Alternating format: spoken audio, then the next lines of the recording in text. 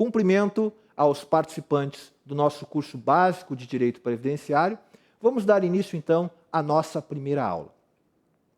Antes que nós possamos começar a examinar problemas práticos que no dia a dia são veiculados nas diferentes ações previdenciárias, é fundamental que se tenha uma compreensão básica de como a Previdência Social é estruturada no nosso país. Portanto, será necessário fixar alguns conceitos e realizar algumas distinções fundamentais. A primeira delas é diferenciar Seguridade de Previdência Social.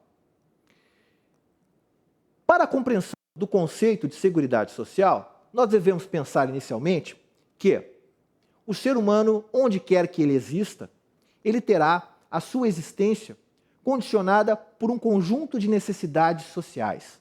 Necessidades que podem ser mais restritas ou mais abrangentes, dependendo do particular contexto histórico, econômico e social.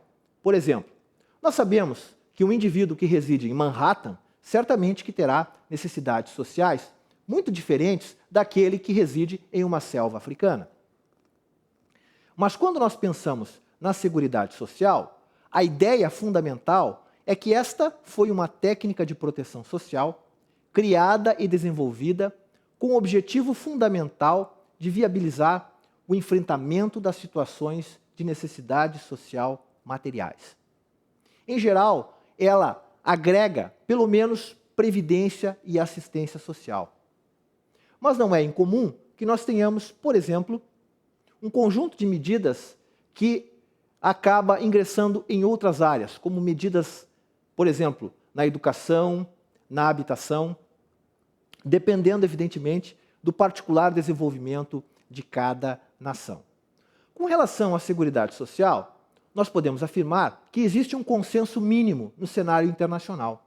Consenso que é plasmado na Convenção 102 da Organização Internacional do Trabalho. Bom, esta Convenção Internacional, essa Convenção 102 da OIT, apesar de ela ter sido ratificada pelo Brasil apenas no ano de 2008, em verdade, desde a década de 60, o Brasil já atende razoavelmente aos padrões que são previstos nesta Convenção Internacional. Pois bem, mas como está estruturada a Seguridade Social no nosso país? O Brasil tem uma tradição, desenvolveu um modelo de Seguridade Social que é baseado no chamado modelo laborista ou modelo bismarquiano. Então, a nossa Constituição Federal de 1988, no seu artigo 194, prescreve que a Seguridade Social constitui um conjunto de iniciativas dos poderes públicos e de toda a sociedade destinada a assegurar os direitos relativos à previdência social, à assistência social e à saúde. Previdência, assistência e saúde são direitos fundamentais, formal e materialmente reconhecidos pela nossa Constituição Federal no seu artigo 6º. Além disso, é importante destacar que a nossa Constituição Federal teve uma preocupação muito particular com a efetivação desses direitos fundamentais.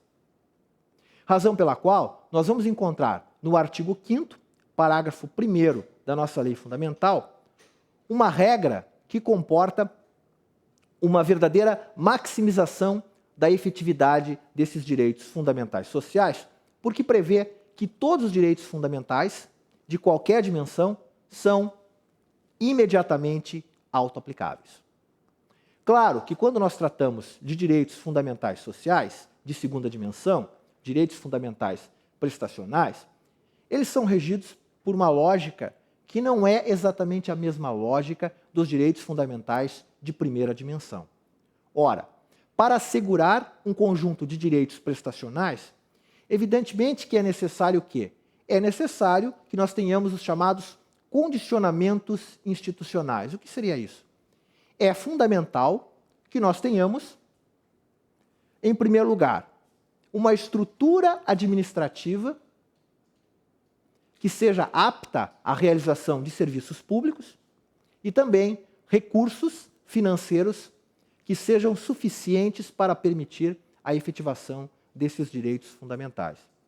E o nosso legislador constituinte, ele previu, para assegurar a realização desses direitos fundamentais sociais, que a Seguridade Social teria um orçamento próprio, distinto do orçamento geral. Disposição que é, então, prevista no artigo 195, parágrafo 1º do nosso texto constitucional. Pois bem, de início podemos fixar, portanto, que a Seguridade Social constitui o gênero e que previdência, assistência e saúde são espécies que constituem técnicas de proteção social que, integradas, constituem, portanto, a Seguridade Social. Quando nós falamos de previdência social, um traço fundamental da previdência é o seu caráter contributivo e a sua compulsoriedade. Ou seja, todos aqueles que exercem atividade laboral no nosso território, independentemente da sua vontade, são segurados obrigatórios e têm o dever de aportar contribuições.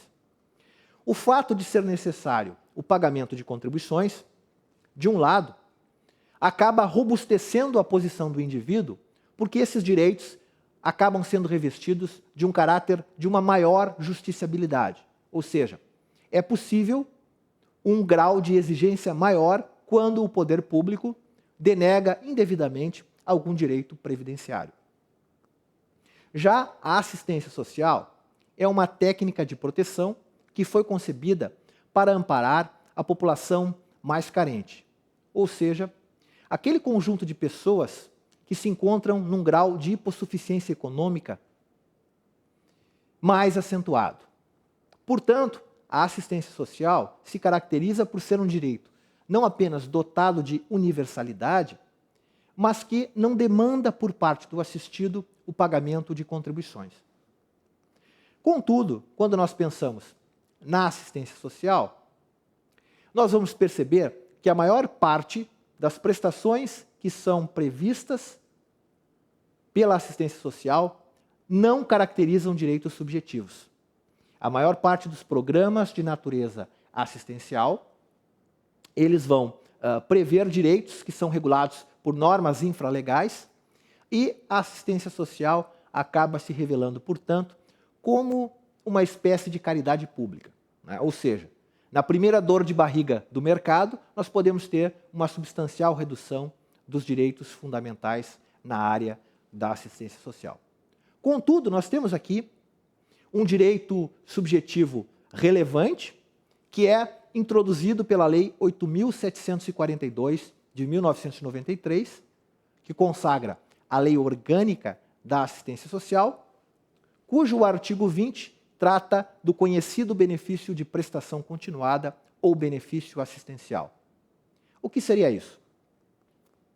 A Lei 8.742, densificando a previsão do artigo 203, inciso 5º da nossa Constituição, prevê um benefício de um salário mínimo para aquelas pessoas com deficiência ou idosos na forma da lei, e em termos de assistência social, o acesso a este benefício apresenta um limite etário que é mais elevado do que o previsto, por exemplo, no Estatuto do Idoso, ou seja, consideram-se idosos, para fins do benefício de prestação continuada, aquelas pessoas que tiverem 65 anos ou mais.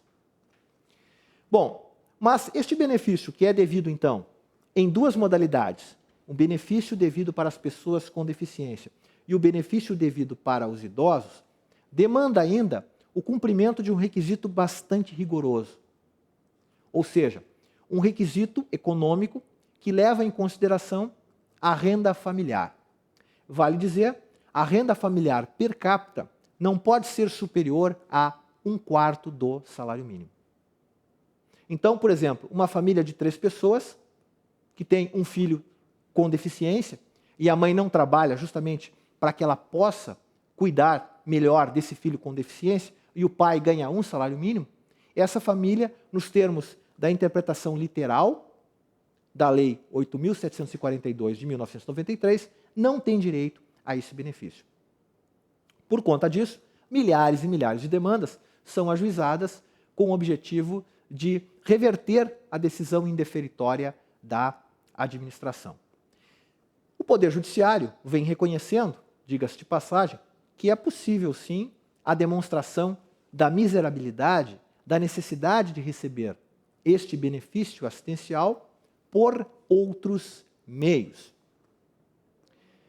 Bom, mas esse benefício assistencial apresenta uma particularidade ainda, que é a seguinte: em que pese a assistência social estar atribuída para a União Federal, como a União não possui uma estrutura espraiada por todo o nosso território, através de um decreto, há uma delegação para que o Instituto Nacional do Seguro Social processe os requerimentos de concessão desse benefício assistencial e o recurso do indeferimento na esfera administrativa é julgado pelo Conselho de Recursos da Previdência Social. Então, nós temos muitas demandas que são ajuizadas na Justiça Federal buscando este benefício assistencial.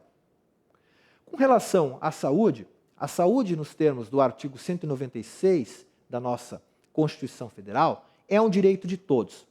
Mas para que esse direito possa ser assegurado, é fundamental que seja atribuído um dever para alguém.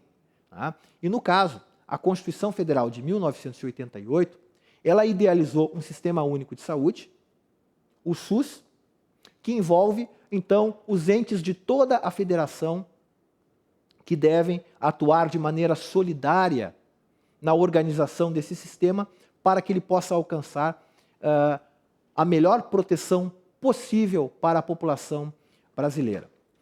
Contudo, o sistema público de saúde, as ações, né, que são ajuizadas buscando prestações na área da saúde, não serão discutidas no presente curso, que está focado no direito previdenciário.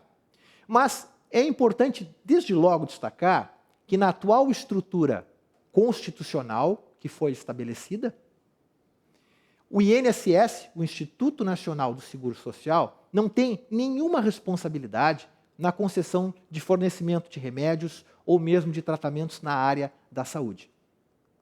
Isso é importante destacar porque ainda hoje nós encontramos ações que são ajuizadas na Justiça Federal dirigidas contra o INSS, buscando prestações na área da saúde.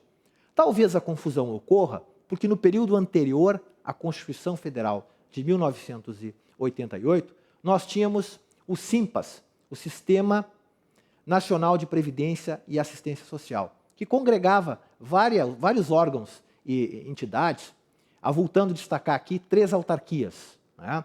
O IAPAS, o INAMPS e o INPS. Bom, no caso, as prestações na área da saúde, elas eram alcançadas pelo INAMPS.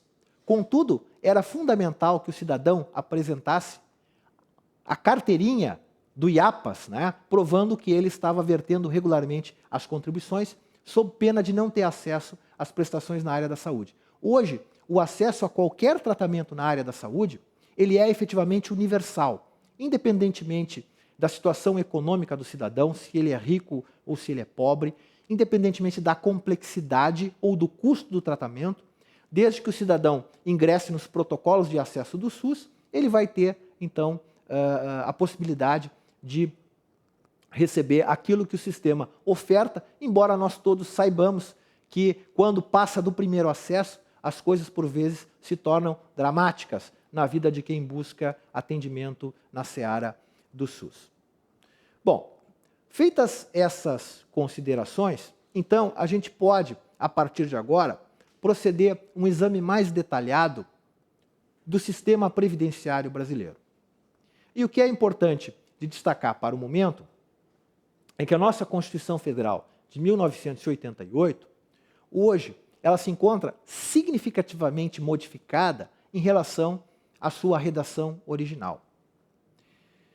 Só para que se tenha uma ideia, nós tivemos um número muito grande de emendas constitucionais que alteraram profundamente o sistema previdenciário brasileiro. vamos rapidamente falar de algumas delas, começando pela Emenda Constitucional número 3 de 1993. Essa Emenda Constitucional número 3 de 1993, ela vai estabelecer, pela primeira vez, a possibilidade de serem instituídas contribuições previdenciárias para o financiamento das aposentadorias dos servidores públicos. Alguém poderia questionar, olha, mas pelo que sei, os servidores públicos sempre pagaram contribuições para os regimes de previdência. Em verdade, pagaram contribuições sim, só que as aposentadorias eram consideradas como um direito que decorria do exercício do cargo. Assim, a contribuição que era paga pelos servidores, ela tinha por objetivo o financiamento da assistência médica, que era oferecida por esses sistemas, e também o pagamento do benefício de pensão. Inclusive, as leis que regulamentaram a cobrança dessas contribuições acabaram sendo discutidas no Supremo Tribunal Federal, que no julgamento de uma ação direta de inconstitucionalidade reconheceu que somente poderia ser estabelecido o pagamento de contribuições para os servidores se a Constituição fosse modificada, porque a nossa lei fundamental havia mantido a tradição que vigia até então.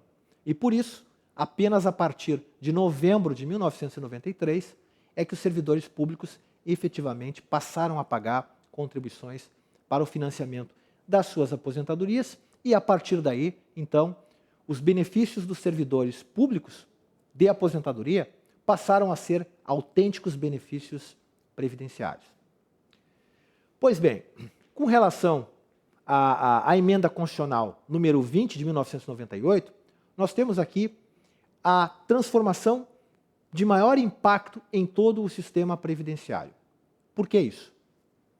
Porque a Emenda Constitucional número 20 de 1998, ela mexe no regime geral de previdência social, mexe nos regimes próprios de previdência e também altera a previdência privada.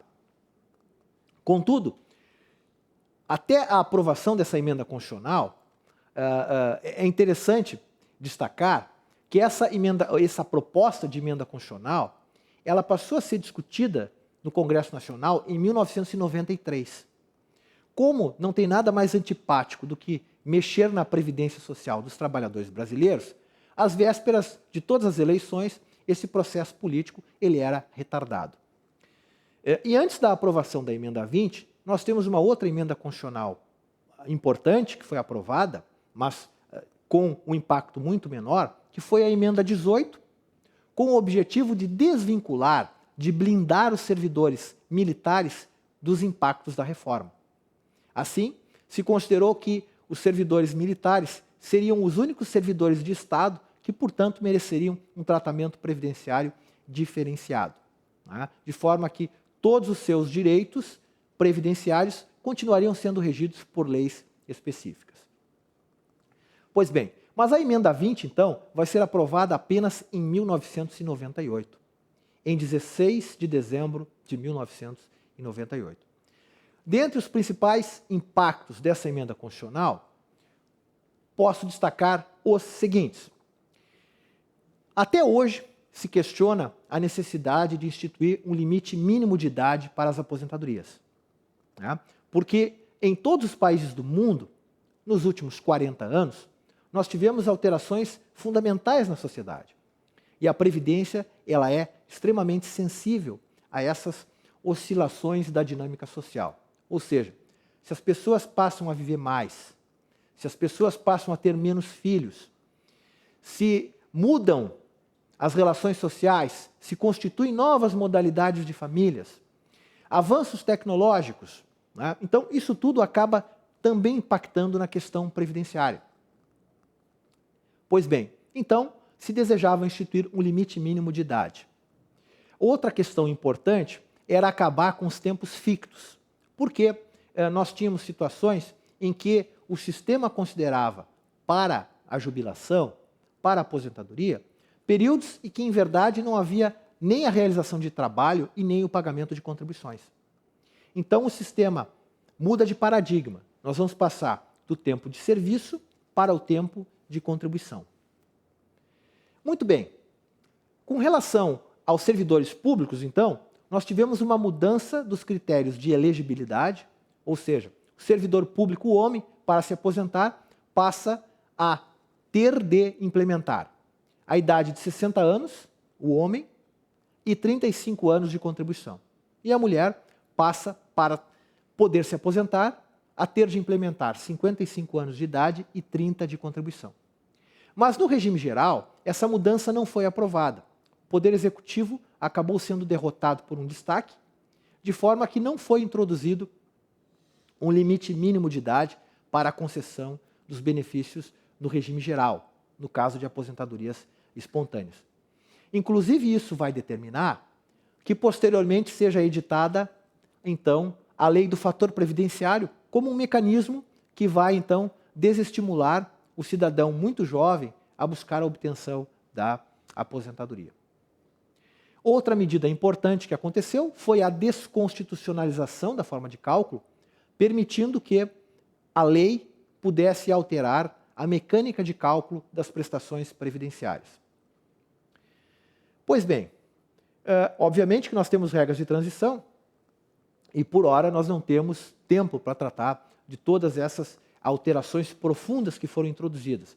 Mas só para destacar hoje, o artigo 201 da Constituição Federal trata só do regime geral. O artigo 40 trata só dos regimes próprios de previdência. E o artigo 202 passou a tratar apenas da previdência privada.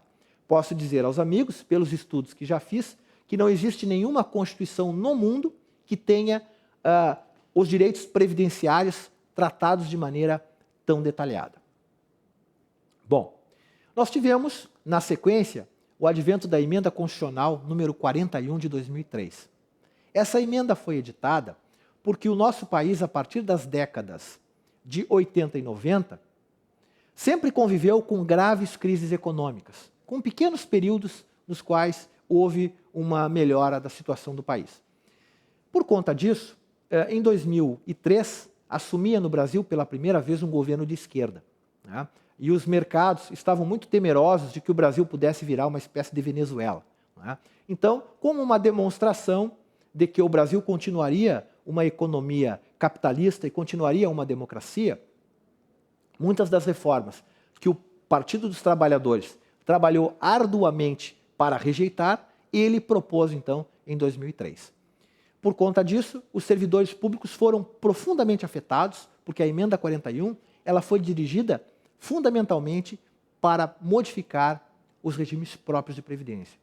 Resultado, os servidores públicos, então, perderam as garantias da integralidade e da paridade, ou seja, o servidor não pode mais se aposentar com base no último contra-cheque e nem ter os reajustes automaticamente atribuídos toda vez que a remuneração dos servidores ativos for modificada, evidentemente que ressalvadas as questões de direito adquirido e das regras de transição. E ainda ficou estabelecido o pagamento de contribuição por parte dos inativos. O que, segundo decidiu o Supremo Tribunal Federal, só vale para quem receber acima do teto do regime geral de previdência social. Temos ainda uma emenda constitucional, a emenda constitucional número 47, que ficou conhecida como PEC paralela, que naquilo que nos importa para o momento, estabelece então uma suavização das regras de transição para quem ingressou no serviço público até 16 de 12 de 98 e amplia as possibilidades de concessão de aposentadorias especiais, por exemplo, para a pessoa com deficiência. Bom, tivemos ainda como emenda constitucional relevante a emenda constitucional número 70, que acabou introduzindo uma regra de transição para a aposentadoria por invalidez, e agora, recentemente, em 2015, a aprovação, então, da emenda constitucional conhecida como PEC da Bengala, né, que alterou, então, a idade para a aposentadoria compulsória.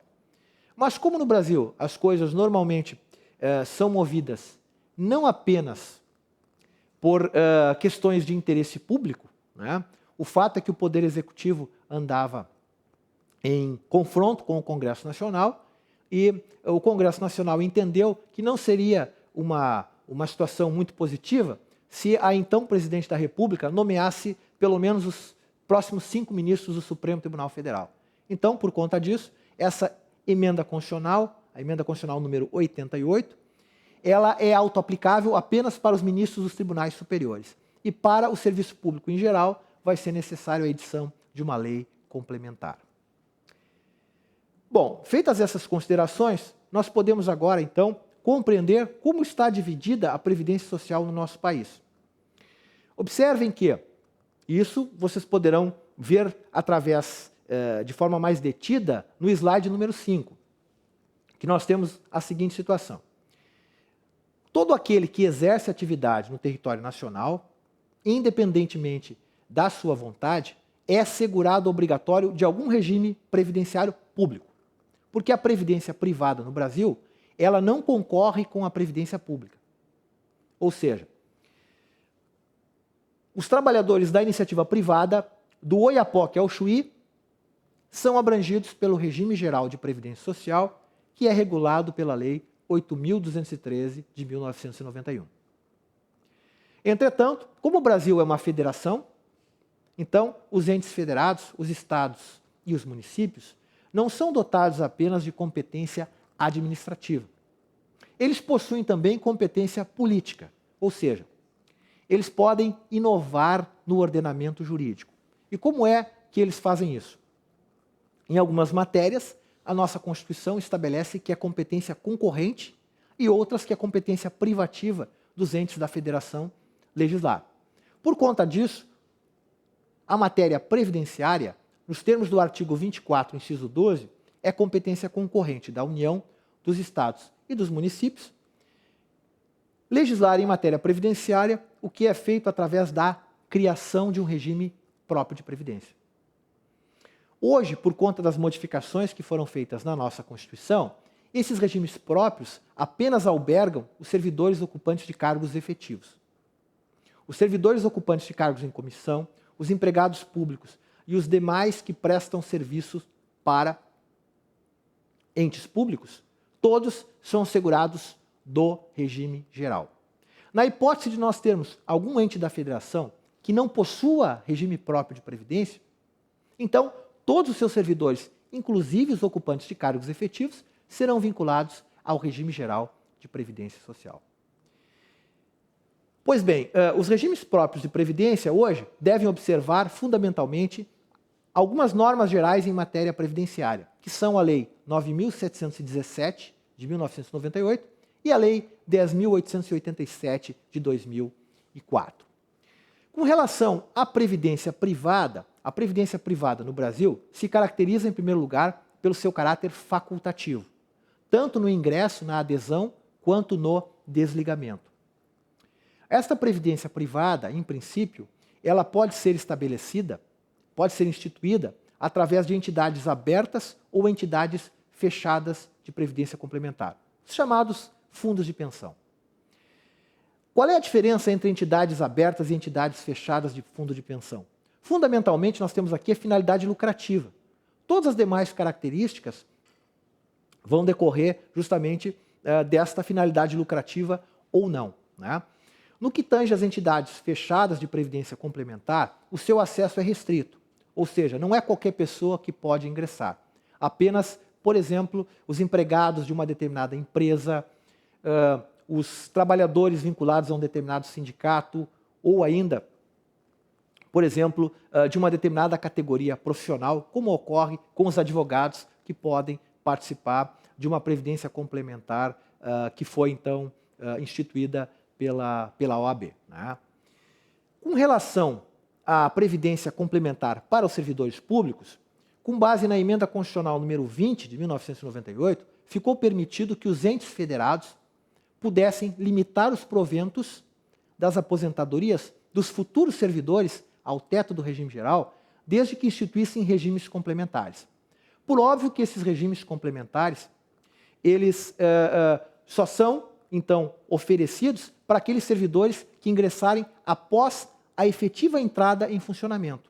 Os servidores que ingressarem antes, então, vão continuar podendo se aposentar pelo chamado regime das médias contributivas. Com relação, então, aos principais elementos que deveriam ser examinados na nossa primeira aula, nós vencemos todos os pontos e as dúvidas que eventualmente surgirem desta aula, vocês podem tirar no nosso fórum de discussão e muitas delas estão certamente no material que é oferecido na área virtual do curso. Muito obrigado pela assistência e até a nossa próxima videoaula.